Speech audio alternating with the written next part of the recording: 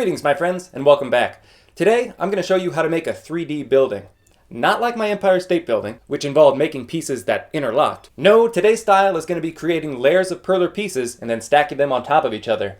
Now, to demonstrate, I'll need a subject. I'll make the Simpson house. Why not? What a surprise. I know, I've made the Simpson house before, as part of Project Springfield, then Mini Springfield, and before that, my location series. But today is different. Today we enter the third dimension. Sorry. We begin making this piece from the ground up. Literally. Here's the base. Bright green for the grass and gray for the concrete. Gotta love that little oil stain in the driveway. You can see I've left some space here for the fence and brick wall on either side of the house. And a little spot for the mailbox too. Let's go ahead and whip those up.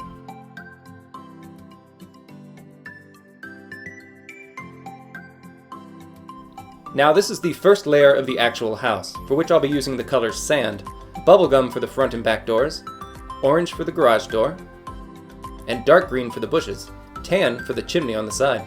Moving up a layer brings us to the windows, and I'll be using toothpaste, but you can get away with any of the lighter blues you prefer, sky, robin's egg, pastel blue, they'd all look good.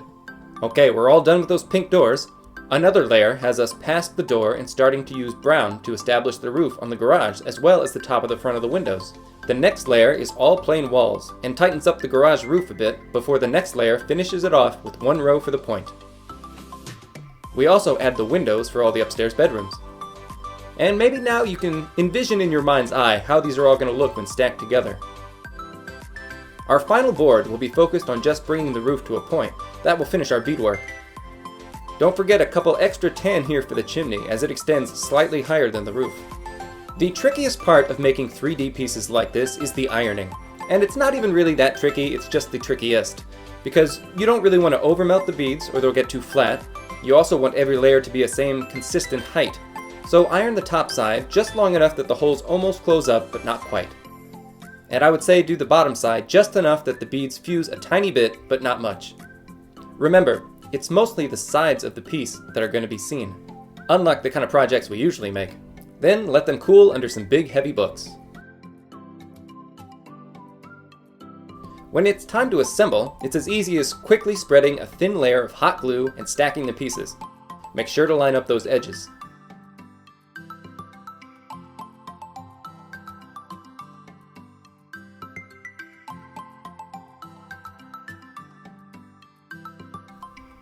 When you get to the first piece with the main roof, you'll want to center the piece and have the roof extending just past the outside of the house on the front and back.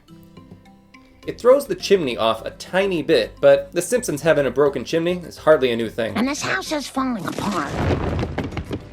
Then simply staircase the rest of the layers.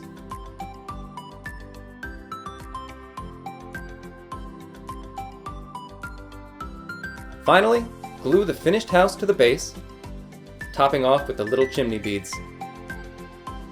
Pop in your fence, wall, and mailbox, and you're done. Nice!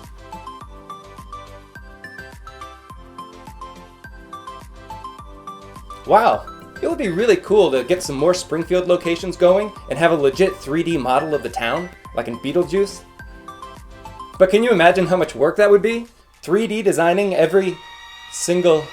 And inspiration strikes, it's something you've got to get out of you. You've got to see it through. It doesn't matter how long it takes. Oh no.